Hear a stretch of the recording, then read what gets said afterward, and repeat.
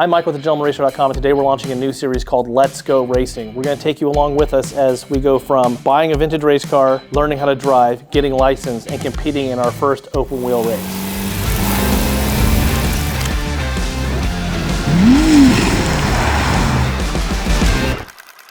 In this series, we're going to take you along with us as we take our Beach SV1600, which if you've been following along on Instagram or on the website, you've seen that car. And actually, it's the car we used in our Bulova promotions that we did for the Racer Watch. It's going to be a fun series because I've done a lot of racing in sports cars and on the track, but open wheel racing is a whole nother thing. And this car is incredibly sketchy. It is a 1969 SuperVee, which is a Volkswagen-powered sports racing open wheel formula car. It was kind of like the entry-level formula racing car back in the 1960s, and it is, again, very sketchy. You're this far off the ground, the shifter is outside the body. There's a lot of weird things with this car. But this car was a prototype. It was built in '69 by Beach to go to Germany and test around Hockenheimring to get approved by Volkswagen to be in the Volkswagen SuperVee series. I found it in a barn in San Antonio. We pulled it out, and we've used it mostly as a prop car at events because it just has that really cool 1960s and 70s racing look. But when Bulova came to us and wanted to do some projects around the Racer Watch, we decided we need to get it running so we could use it as a rolling prop. And we did get it running, barely. So we've got a lot of work to do to go from barely running to race prepped, but in this series we're going to go from the entire process all the way to getting licensed and then racing in the actual sanctioned vintage race. So the Beach SV1600 came out of a barn in San Antonio. The guy had it for a number of years.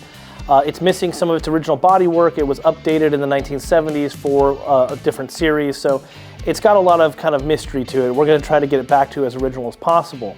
But the car had sat for a number of years and we didn't even know if it would run. But the one great thing about the Volkswagen stuff is it's all basic Volkswagen parts. So for just a few $100s, we're able to get the car back up and running, put a new clutch in it, get it all running and driving. Running and driving is a little bit of a stretch because when we actually got it out to MSR Houston for the filming that we were doing with Bulova for their commercial with this car, we originally started off with a tow strap, towing the vehicle to get some rolling shots. And then we finally got it running, but the clutch did not want to work. So we had to basically rev match and shift perfectly, otherwise it would stall out. But it does run, it does drive, and now we've just got to make it safe and road legal. The car is very basic construction. It is a steel tubular frame, some aluminum panels, a fiberglass front nose panel, a small panel over the cockpit, and that's pretty much it. There's a roll bar, it's got some aluminum wheels. Yeah, there's not a whole lot to these things. It's really a go-kart on steroids. To get this vehicle to where it needed to be, we actually tapped my friend Richard at Apex Auto Works down in Alvin, Texas, and he's helped me with a lot of my projects, SEMA vehicles and all kinds of stuff.